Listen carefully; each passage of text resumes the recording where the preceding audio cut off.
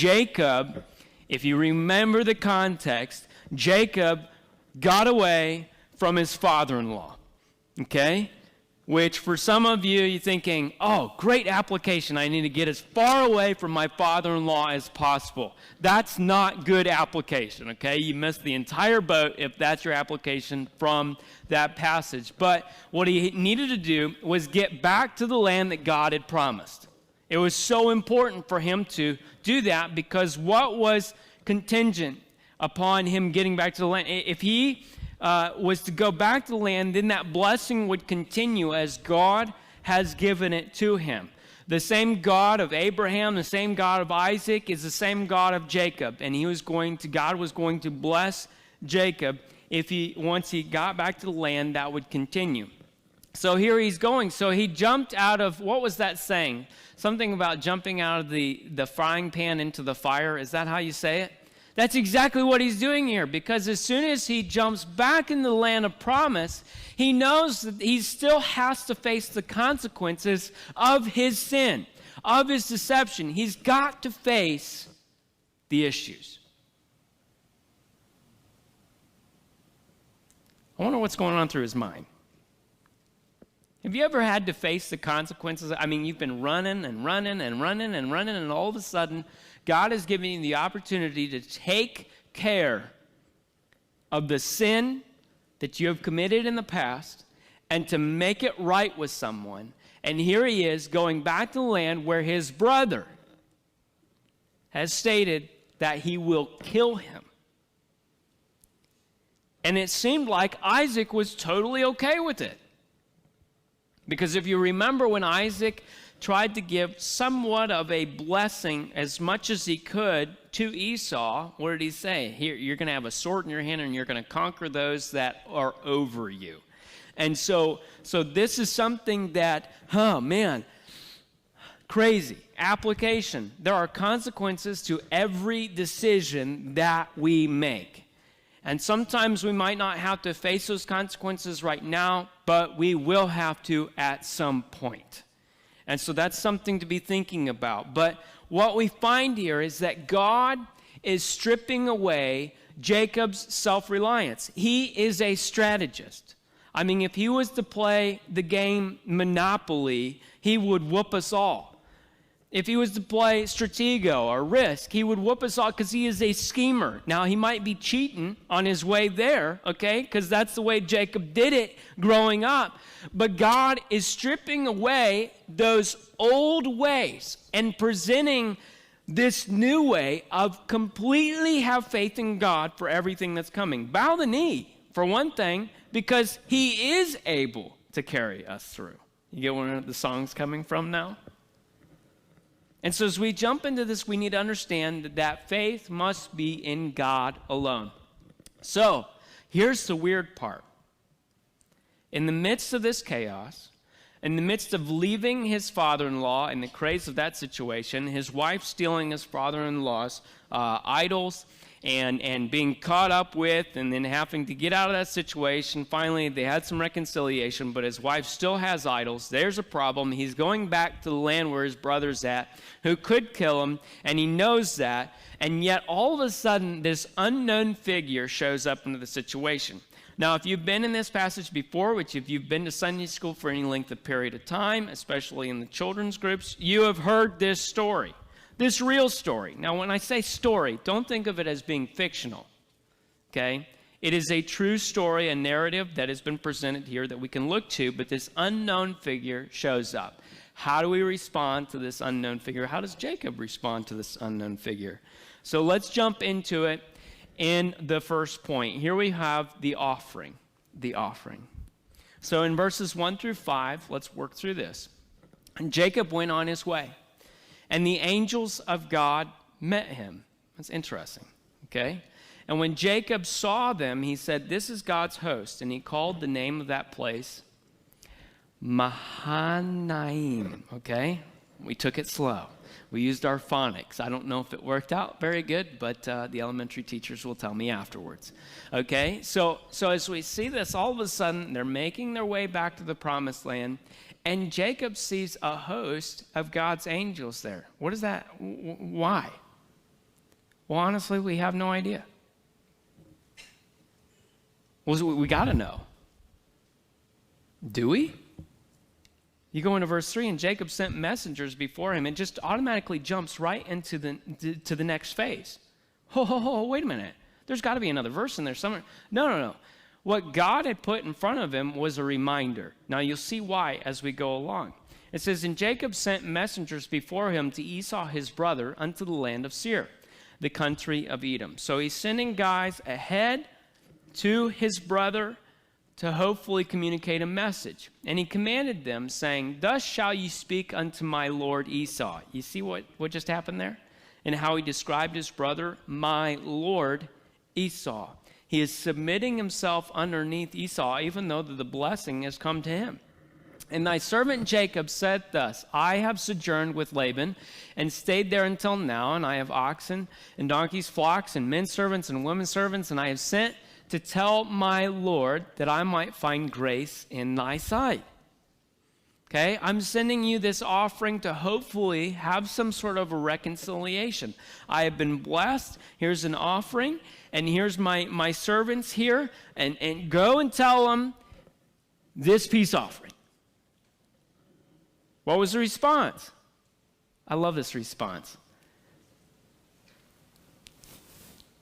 This is a typical older brother, right? What happens? The messengers returned to Jacob, saying, we came to thy brother Esau, and also he cometh to meet thee. Oh, he comes to meet. With who? And 400 men with him.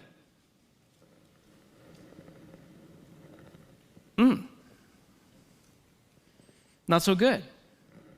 Remember the same guy that said he's going to kill him is coming with 400 men, and Jacob's got his family with all four of his, well, he's got 2 wives and 2 concubines, I guess that's how you classify them, with all of his children and all of his stuff, okay? Now how do you prepare for battle if this is what's going to happen with all of this stuff? So he jumps in here with the desperate strategy. Okay, I know, we're moving right through these points, but you're thankful because of how many points we've got. We're moving so fast, all right? We have this desperate strategy, point number 3, in verses 7 through 8. It says, then Jacob was greatly afraid and distressed. Wouldn't we all be? And he divided the people that was with him, and the flocks and the herds and the camels into 2 bands. So all of a sudden he's jumping into a strategy because that's who Jacob is. I mean, he's the one that tries to create the plan to take care of his stuff. His family. He separated them all into 2 bands and said, if Esau come to the one company and smite it, then the other company which is left shall escape. So we're just going to go with 50-50 odds. Aren't you thankful you don't go to Vegas and try to go with these odds, right? Okay. By the way, if you're trying to go into the slot machines and trying to win money through there, I guarantee you I can make more money for you then I know pastors presented this before, right? You spend $100, you might get 20 back. He says, well, give me $100, I'll give you 20 back. That'll work with me, right? Okay, but this is kind of risky here. And this is where he's saying, listen, I'm going to put 1 band over here and 1 band over there. And if he comes and kills all these people, hopefully these people can run. But that really isn't going to work out so great, because if Esau and his 400 men are coming to smite them, then they're coming equipped when Jacob really isn't. Remember, because he had run away from Laban. It's not like he had prepared for war. He was already on the run. And so all of hey, let's get out overnight and just kind of throw everything together to get out of here before Laban can get here. They finally made it away from Laban to this point where Esau is coming to greet them. So here it is, the desperate prayer. And this is where I believe that God is starting to strip away his self-reliance and starting to help him understand how much he needs God. He goes on here in this desperate prayer, and Jacob said, O God of my father Abraham, and God of my father Isaac, the Lord which saidst unto me, return unto thy country and to thy kindred, and I will deal well with thee. So what is he doing? He's going back on the promises that God has made, back on the history that God has given and already proved himself. And here he is saying, God, all that you've done, I'm relying on you right now. I am not worthy of the least of all the mercies and of all the truth which thou hast showed unto thy servant. For with my staff I have passed over this Jordan, and now I am become two bands. So here's the situation. I'm not worthy. I'm not worthy of all the truth that you've given me. I'm not worthy of all the mercies that you've put on display. Jacob is understanding what he was and seeing what God has done with him. It's going right back to the message from this morning of seeing what we were and how we should respond based on what we were because of what God is doing in our lives. And he says, deliver me, I pray thee, from the hand of my brother, from the hand of Esau, for I fear him, lest he will come and smite me, and the mother with the children. And thou saidst, I will surely do thee good, and make thy seed as the sand of the sea, which cannot be numbered for multitude. And so here it is, this promise that you've given us, that we are going to thrive, that my children are going to have more children, and their children are going to have more children, and we're going to be, the descendants are going to be as the sands of the sea. God, I'm relying on your promises. I trust in you. Okay? We are frail human beings, and we need to come to that understanding that we can't do life on our own. And there's some scary situations. The one that I was just relaying to you about my good friend who is going to be in a rough situation. Now, will he live long into his older years and nothing ever happened to him? Sure, that could happen. But yet there is also the risk of, God, if I'm going to do what you've called me to do, God, take care of me.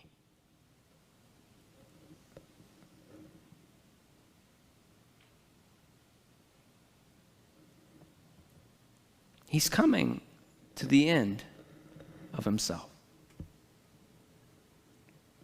Maybe we should have titled it that way, but I really like the title of God strives, and you'll understand why as we go forward. So here we go into point number 5. We have the cushion effect, and I love this. Get the picture in your mind where let's say that you can do this when you go home, okay? As long as you have permission from mom, kids, right? Okay. You take one of the couch cushions and you tie it on the front, and then you take one and you tie it to the back of you, okay? And then run full force into your sibling. Now, what happens to them? Well, who cares? I'm okay. The cushion has helped me out, right? Okay, now get permission from your parents. I don't want to hear anything, Troy, okay, about you breaking your sister's arm or something, okay? All right, you ask your mother, okay?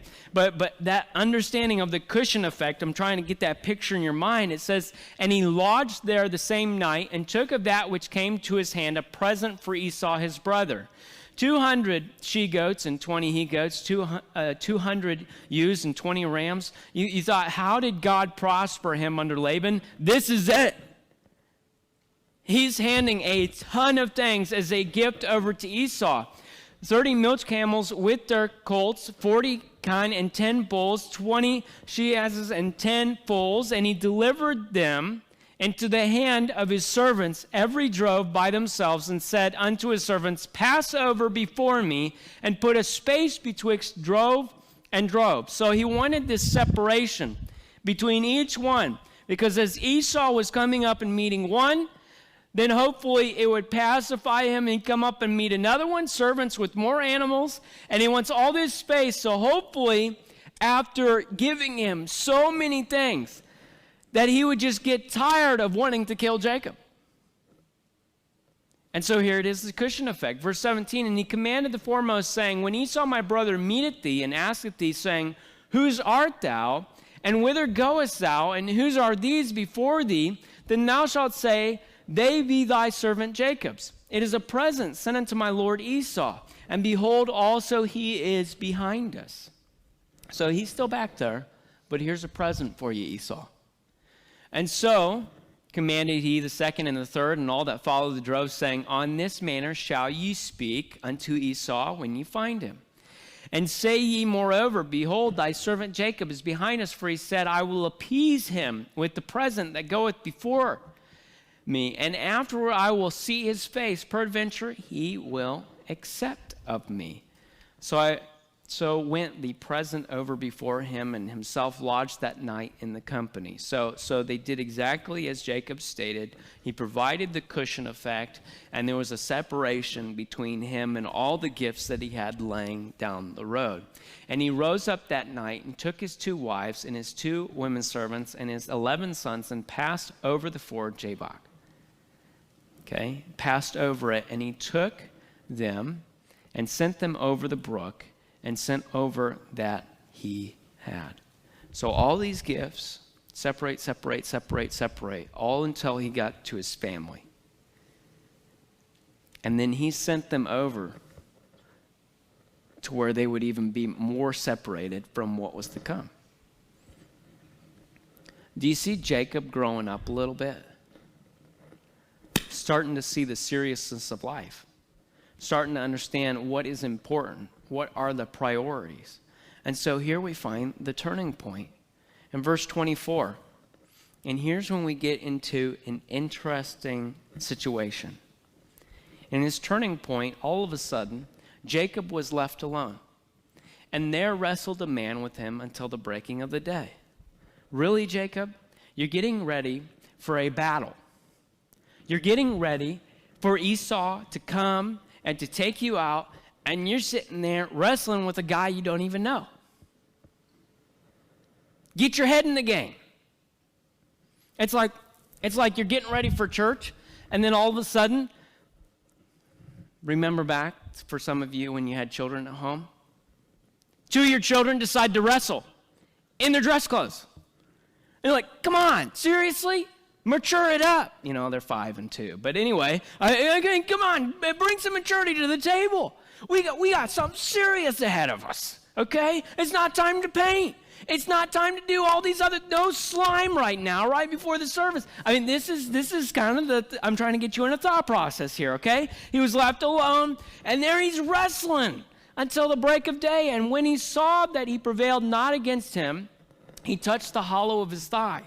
And the hollow of Jacob's thigh was out of joint as he wrestled with him. So this unknown figure saw that he wasn't going to win, and yet he touched Jacob's thigh.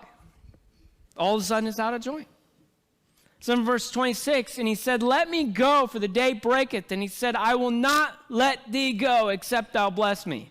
He is a stubborn individual, I'll tell you what. Here it is, this unknown guy wrestling with him. The unknown guy says, well, I'm not going to win, so I'm going to press this spot on his thigh, and all of a sudden, boom, he's disjointed, and Jacob disjointed, just hanging on. I'm just envisioning that he's got him by the leg. You know, he got him by the leg. It's like me trying to go to work in the morning. All of a sudden, my kids, no, this happened to me this morning. Reagan ran to the gate. Okay, we've got gates different because we got a puppy. All right, so you have to gate everything off. And I said, I got to go to church. No! She runs over to the gate and gets in front of it. Lucky for me, I have 2 doors.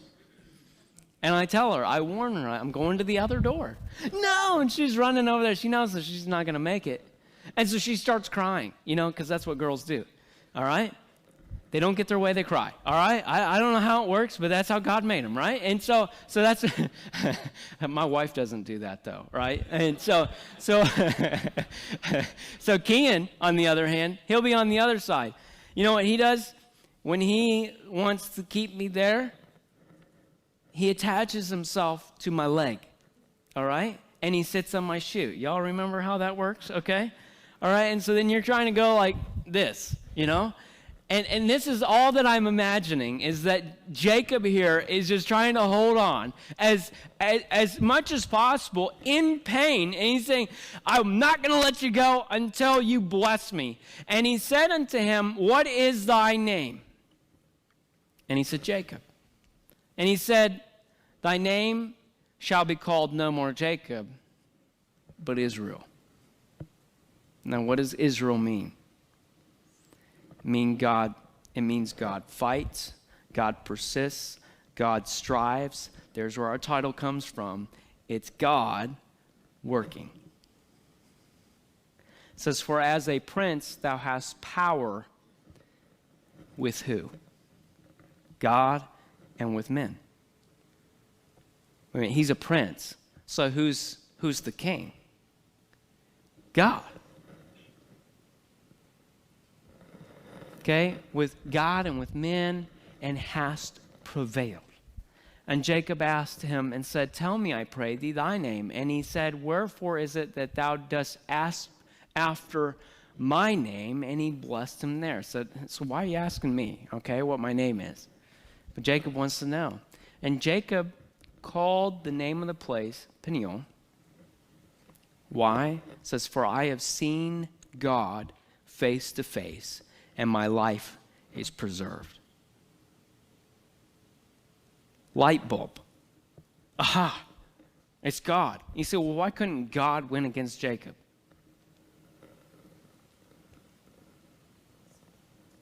Did you ask that question?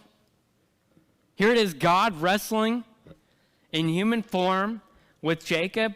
How come he can't win? Have you ever tried to wrestle your kid? I'm in kid mode. Some of you are out of kid mode. I understand you got grandkids. You can still win over grandkids, right? Unless you're one of those that let your grandkids win. I don't let my kids win. Deal with it. I'm dad. I win all the time. That's how it's going to work. But you know what? When we wrestle, I don't just whoop them right at the beginning. I let them mess with me. I let them think that they can win. See, they're in here and they're listening to me. They're like, what is he doing here? I'm bigger than them. I can take them on. Now, all three, they're starting to get a little heavy, okay? All right? Because they were all three on me yesterday. And it's like, wow, this is taking a little bit more from my system. I'm getting older, how that works, right? And here it is, you let them play around, you let them think that they can win, and God at any moment, and that's exactly what he did. All he did was touched his thigh. When he was done, God finished it. You get the point? Don't take application from this saying, oh, good job, Jacob. I need to start wrestling with God more often. Maybe I'll get more of what I want. That's not the point. You've been totally distracted this entire time. If that's the point that you're getting out of this, the point is, here it is, that God is showing what's happening here of, hey, we can wrestle, but listen, I'm going to win, because all of a sudden he changes his name and says, hey, listen, you're Israel because God strives. God fights. God persists. And here, the only reason why you have anything is because of God. And at any moment, he can shut it off. Any moment, he can start it up. That's the way that our God works. He is sovereign. That's what we can rely on. That's what we can trust in. And Jacob, do you get this? He steps back and he says, I have seen God face to face. Now, obviously, it wasn't in his full glory. We understand that because we know that Moses saw a glimpse of the backside of God, and yet he started glowing like he had some radiation going on, okay? Here it is. God allowed this in a brief time period to show up in front of Jacob, And Jacob is just amazed that he saw God face to face and he didn't die. I'm still here. I still have a purpose. And as he passed over Peniel, the sun rose up upon him and he halted upon his thigh. Therefore, the children of Israel eat not of the sinew which shrank, which is upon the hollow of the thigh unto this day. So there was a dietary law that came into being because he touched the hollow of Jacob's thigh and the sinew that shrank. Okay? All this comes into play. He wrestles, and all this situation, God shows up. And really the point is not to get distracted with all the weird things that happen there, but the fact that God showed up and just proved himself that he can start it up when he wants to and he can stop it when he wants to. He's in charge. And that's where we come in here, to where there it is. God fights. He does. He's the one that fights the battles. And we see that through these next 20 verses. And Jacob lifted up his eyes and looked, and behold, Esau came. So after he's been wrestling all night long, here it is, ready for round 2. Esau came, and with him 400 men, and he divided the children unto Leah, and unto Rachel, and unto the 2 handmaids. And he put the handmaids and their children foremost, and I'll put you in the front to sacrifice you first, okay? All right? And then Leah and her children, okay? Still got the cushion effect. And then Rachel and Joseph hindermost. And he passed over before them and bowed himself to the ground 7 times until he came near to his brother. 7, the idea of completion, perfect. In the sense of he's coming and he's submitting himself to Esau. He's humbling himself before him. And Esau ran to meet him and punched him in the face. Now, this is the irony. This is what blows our minds. He embraced him, fell on his neck, and kissed him. That's different for us culturally, right? And they wept.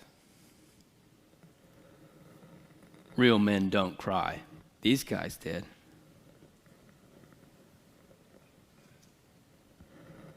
Can you imagine the emotions? Years,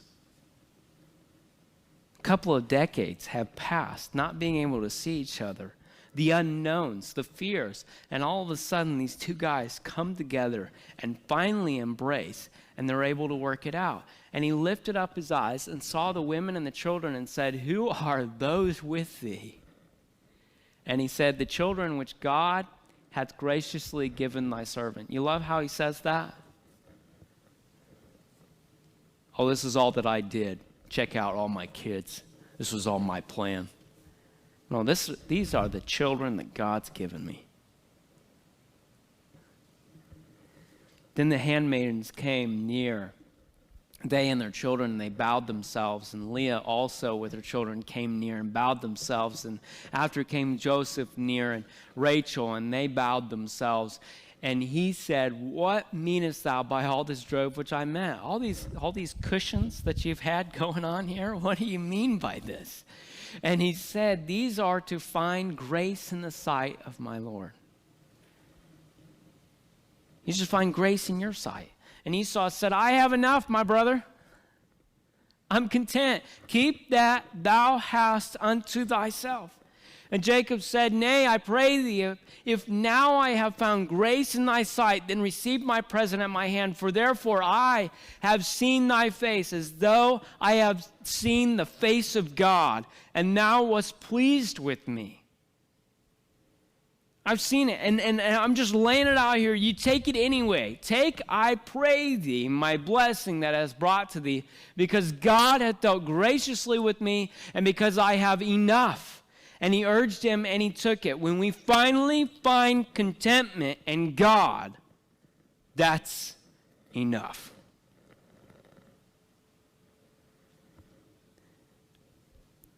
Remember, I said, don't take as application, I need to wrestle with God. Take this as application. This is a principle that spans the test of time.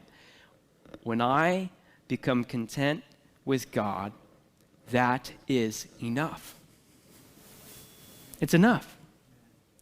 And he said, let us take our journey, and let us go, and I will go before thee. And he said unto him, my Lord knoweth that the children are tender, and the flocks and herds with young are with me. And if men should overdrive them one day, all the flock will die. So Esau wants Jacob to go with him, but Jacob's like, no, these kids can't handle that kind of a journey that fast. So we're going to hang out, and we're going to take it slow while you can go as fast as you want. Let my Lord, I pray thee, pass over before his servant, and I will lead on softly, according as the cattle that goeth before me, and the children be able to endure until I come unto my Lord and to Seir. And Esau said, let me now leave with thee some of the folk that are with me. So Esau is trying to help him out. Here, let me leave some guys with you. Let me help you out along the journey. And he said, what needeth it? Let me find grace in the sight of my Lord. So Esau returned that day on his way unto Seir, and Jacob journeyed to Succoth, and built him an house, and made booths for his cattle. Therefore the name of the place is called Succoth. And Jacob came to Shalom, a city of Shechem, which is in this land of Canaan, when he came from Padan Aram, and pitched his tent before the city. And he bought a parcel of a field where he had spread his tent at the hand of the children of Hamor, Shechem's father, for 100 pieces of money. And he erected there an altar and called it El Elohi Israel, as the God of Israel.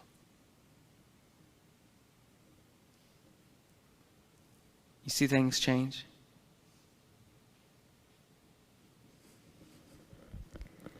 I remember having many conversations with you about the craziness of the families that are in Genesis. It just kind of puts you into shock, doesn't it? And how God continues to work with this people. These crazy individuals, right? Do you know it's only God that can take us from where we were to where we are? Don't you see it? How do we get from Jacob seeing himself as God to seeing God as being the God of Israel? How do we see all this develop, and how we see it going forward, and how Israel is going to become this nation, and who's going to be their God? The God of Israel. And how God can take somebody so messed up. Don't you appreciate this personally? So messed up. You know, the deceived, the foolish, the disobedient, all that we were saying today, full of malice and envy and hatred, all of these things that we were talking about this morning, how God can take an individual and make us what we are. To where our new identification states child of God.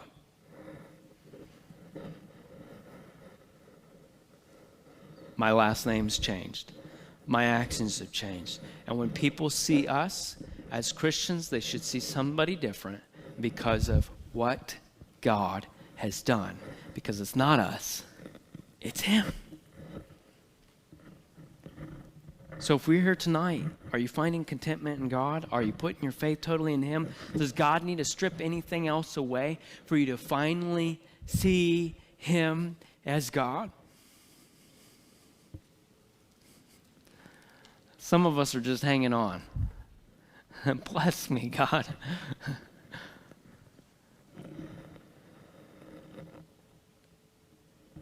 You know where the blessing comes from?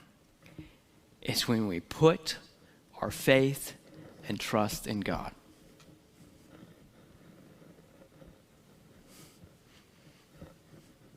We can finally see that He is enough. That's the beauty of what the Word presents to us.